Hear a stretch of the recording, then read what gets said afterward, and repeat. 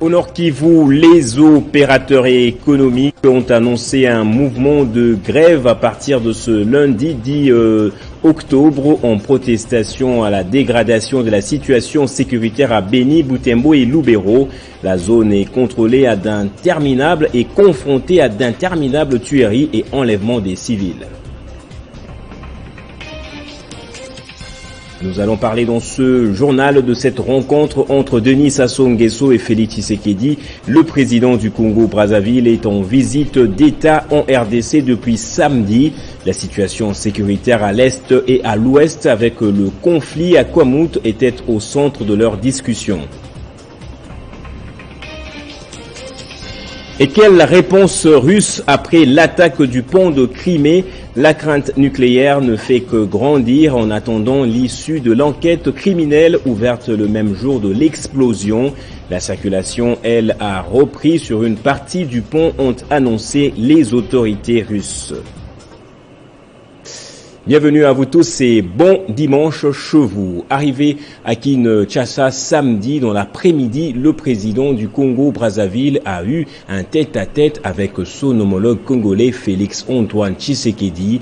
La situation sécuritaire à l'est de la RDC et le conflit intracommunautaire à Kwamout étaient l'objet de leur discussion. Dans ce reportage de la presse présidentielle, l'arrivée du président de Congo-Brazzaville. Invité par son homologue RD congolais Félix Antoine Tshisekedi Tshilombo, le président Denis Sassou Nguesso de la République du Congo est arrivé à Kinshasa ce samedi, en fin d'après-midi, par hélicoptère qui a atterri sur l'héliport du nouveau palais présidentiel du Mont Galema où l'attendait le maître du lieu.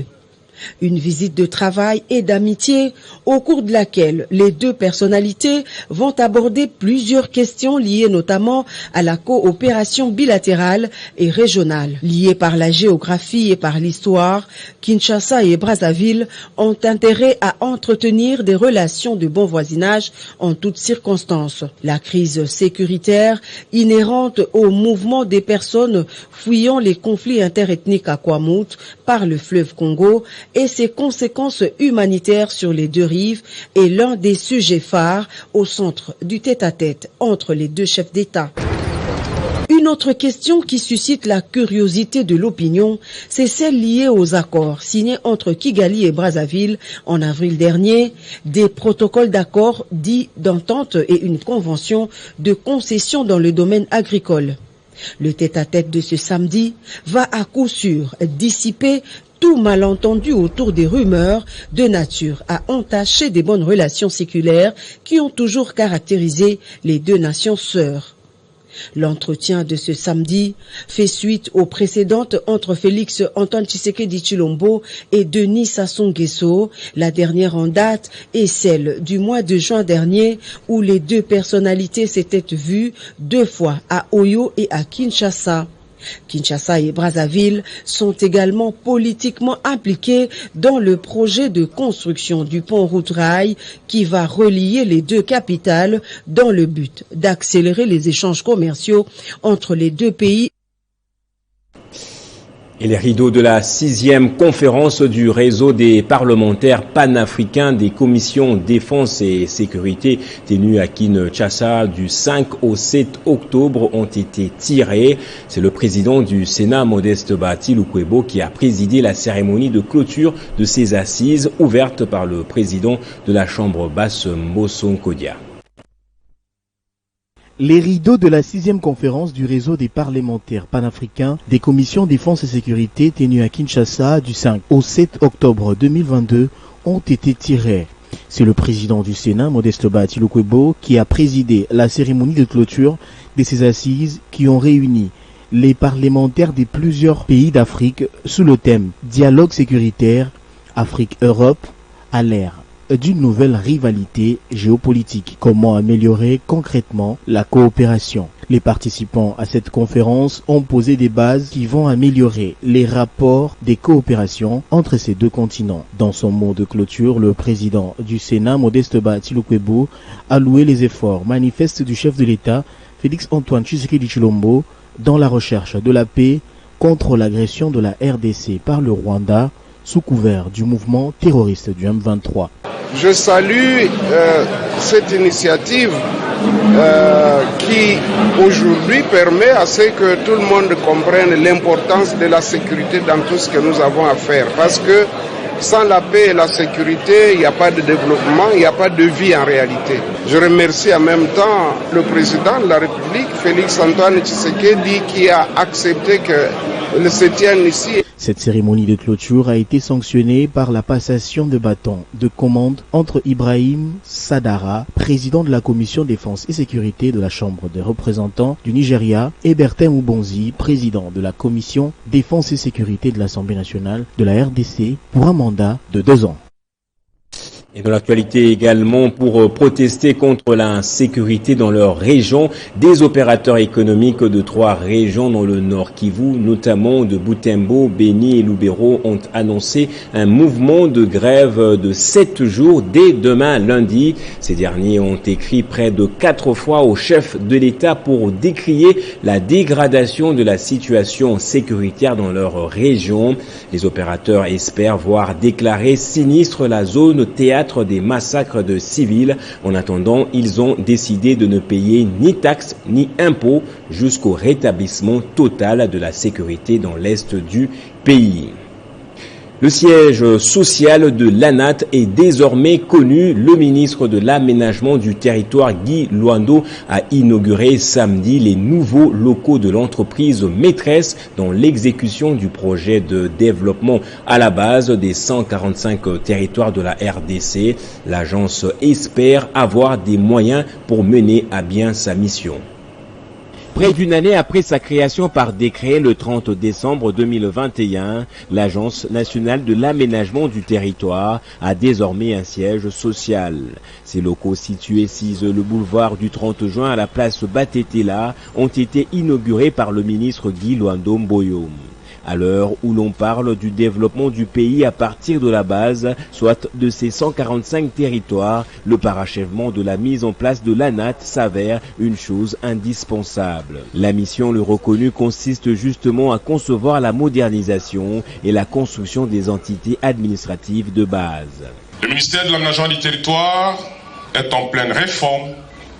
Et le programme d'appui à la réforme d'aménagement du territoire, piloté par le programme des Nations Unies pour le développement obtenu dans le cycle, sur financement du CAFI, l'initiative de protection des forêts de l'Afrique centrale, a permis entre autres l'élaboration de la politique nationale d'aménagement du territoire, dont la mise en œuvre, grâce au financement du gouvernement central, a autorisé expressément sa mise en œuvre et sa vulgarisation dans plusieurs provinces de la République.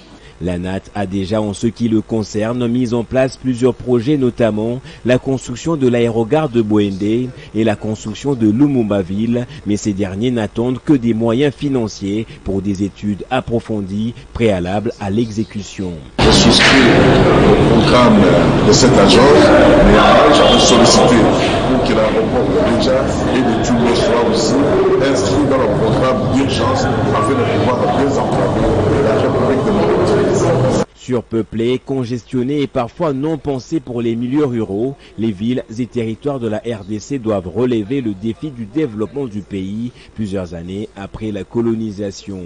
Une tâche que prend très au sérieux l'actuel ministre de l'Aménagement du territoire. Et puis revenons sur ce premier congrès extraordinaire du parti Agir pour la République du ministre d'État Guy Luando Mboyo.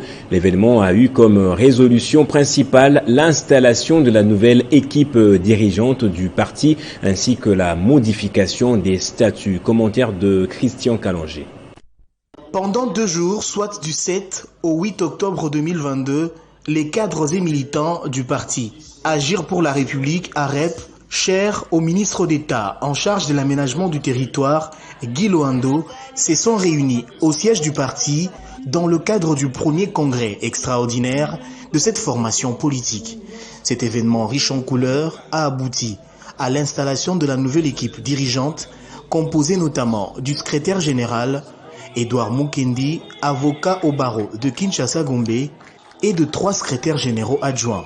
Présent à la clôture, l'autorité morale d'AREP, le ministre d'État Guy Loando Mboyo, a indiqué que son parti reste lié aux idéaux défendus par Etienne Tshisekedi Mulumba. AREP est lié à une vision, aux idéaux auxquels nous croyons. Et ces idéaux, nous les retrouvons dans le combat qu'avait mené Papa Fé Etienne Tshisekedi Mulumba, qui nous a légué un instrument politique qui s'appelle l'Union pour la démocratie et le progrès social. Et aujourd'hui, nous sommes le bénéficiaire parce que nous avons à la tête de notre pays un grand visionnaire qui aujourd'hui, l'état des droits devient une réalité dans notre pays. Agir pour la République, parti de masse, soutient la vision du chef de l'État, Félix Tshisekedi, et affûte déjà ses armes pour lui offrir un deuxième mandat en 2023. Et dans la province de l'Équateur, le gouverneur Boloko semble déterminé à réhabiliter et moderniser toutes les grandes artères de la ville de Mbandaka en mauvais état, devenues justement casse-tête pour la circulation. Pamafi Otenga nous en dit plus. Soucié de voir sa population usagère de routes rouler aisément dans la ville de Mbandaka, chef-lieu de la province de l'Équateur, le gouverneur Bobo Boloko Bolumbu, vidéo pour ses admirateurs, a résolu de réhabiliter toutes les grandes avenues en mauvais état et devenues casse-tête pour la circulation. Après la première phase des avenues Révolution et autres, vient le tour des Salongo et de l'avenue du Congo au centre-ville. C'est dans l'optique de la redevabilité et de visibilité de réalisation du gouverneur à la population que Madame Odette Ndoku, conseillère technique du numéro 1 de l'Équateur, est descendue sur le terrain ce jour rendre visite aux 2 nouveaux chantiers et faire rapport au chef, le gouverneur de province. Comme on peut le constater, la circulation dans la ville de Mbandaka, qui est dans un passé récent laissé à désirer, est à ce jour positivement améliorée et appréciable par tout le monde. Les routes que le gouverneur Bobo Boloko réalise sont dans mon témoin d'exploitation. C'est pourquoi je suis sur le terrain ce jour pour évaluer le niveau de l'évolution et en faire des propositions au chef. Mais juste là, tout se passe bien. La circulation qui faisait mal à Mbandaka devient normale et appréciable. Et au Maniema, le parti politique Nouvel Élan, fédération provinciale du Maniema, a appelé à la prise de conscience dans la gestion des fonds publics, la suppression des pressions politiques sur la justice ainsi que sur la restauration de la paix à Bunagana. Recommandation ressortie à l'issue d'une matinée politique organisée à Kindu le samedi dans leur siège social. Ils étaient des centaines de militants et militantes à répondre présents à cette matinée politique convoquée par le président fédéral, l'ingénieur Kisubi Kipanga Doris. Une ambiance non habituelle au siège fédéral du parti d'Adolphe Muzito au Maniema.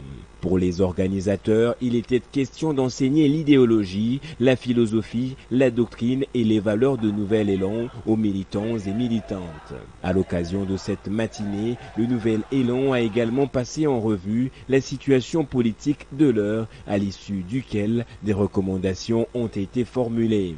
Sur le plan politique, la prise de la conscience sur la gestion financière des dirigeants de notre pays, cas de détournement des deniers publics, tant décrié par la population. Suppression de la pression politique sur la justice en faveur des acteurs au pouvoir et leurs activistes, chose qui humilie la République. Deuxième point, sur le plan socio-économique, définir une bonne politique budgétaire qui va bénéficier à la population aux détourneurs. Libération sans délai de la cité de Bunagana et ses environs. 3 mois d'occupation étrangère, c'est de trop. Pour rappel, le parti d'Adolphe Mouzito s'est installé au Maniema il y a près de 5 mois. Le président fédéral s'est félicité de l'engouement et des adhésions massives enregistrées à ce jour. Au Burkina Faso, des assises nationales devant désigner un président de transition se tiendront les 14 et 15 octobre selon un décret présidentiel lu samedi à la télévision nationale. Elles rassembleront de nombreux acteurs du Burkina, notamment des forces politiques, sociales et de la société civile. Le capitaine Traoré l'avait dit, il n'expédiera que les affaires courantes jusqu'à la désignation du président de transition.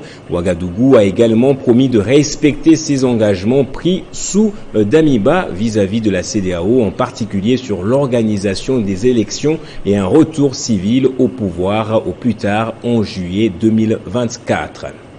À l'international, la Russie a renforcé la sécurité autour du pont de Crimée, victime d'une attaque à la voiture piégée qui a endommagé une partie de l'infrastructure.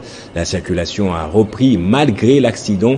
Les autorités ont annoncé l'ouverture d'une enquête criminelle. Le trafic sur le pont de Crimée, notamment une partie de la route et la voie ferrée, a été rouvert quelques heures après l'explosion attribuée à une voiture piégée dont les images publiées par la Russie ont fait le tour du monde. Tous les trains programmés passent en totalité, ont confirmé les autorités russes, et la circulation est désormais ouverte pour les voitures et les bus avec des procédures d'inspection complètes. 24 heures après, les experts évoquent une possible riposte nucléaire de la Russie s'il est établi que l'Ukraine est responsable de l'accident. Ce pont constitue une ligne de ravitaillement cruciale pour les forces russes. Le président Vladimir Poutine a ordonné un renforcement de la sécurité autour du pont ainsi que des infrastructures d'approvisionnement en électricité et en gaz naturel de la péninsule, a rapporté l'agence de presse russe Interfax. Pour l'heure, Moscou a procédé à de nouvelles nominations à la tête de l'opération militaire en Ukraine. Un vétéran de la sécurité et de la guerre en Syrie, le général d'armée Sergei Sourovikine, est chargé de mener les prochaines offensives russes en Ukraine. L'homme est surnommé Armageddon pour sa tendance à l'usage de missiles contre des infrastructures. Il dirigeait jusque-là le groupement de forces sud en Ukraine, selon un rapport du ministère russe datant de juillet. Une enquête criminelle sur l'explosion qui a coûté la vie à 3 personnes selon les données préliminaires a été ouverte par les autorités russes. Et on va prendre cette page rose avant de nous séparer. Ils se sont dit oui devant Dieu et devant les hommes. Arsène Mwanda Makiese, caméraman à Télé 50, et Stella Tangué Yangbanda sont désormais unis pour la vie. La cérémonie nuptiale scellant leur union suivie des noces a eu lieu vendredi devant les membres de 2 familles, amis, connaissances ainsi que les collègues de travail. Un petit extrait de l'ambiance qui a régné ce jour-là.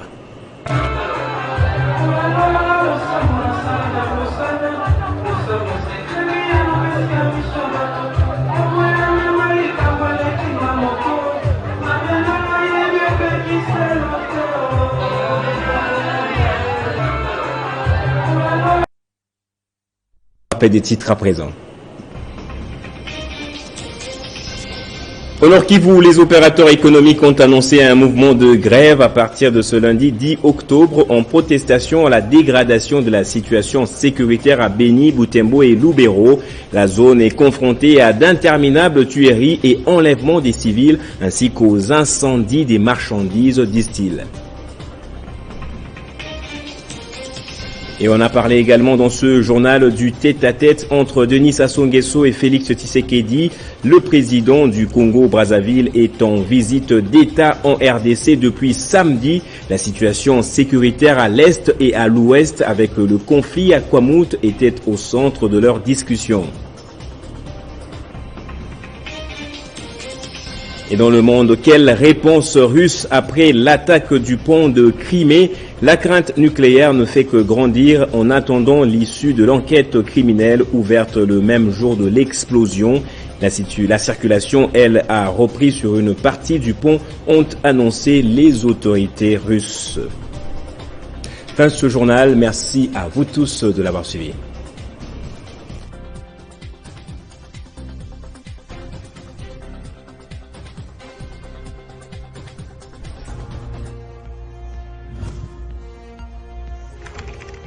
L'actualité reste incontinue.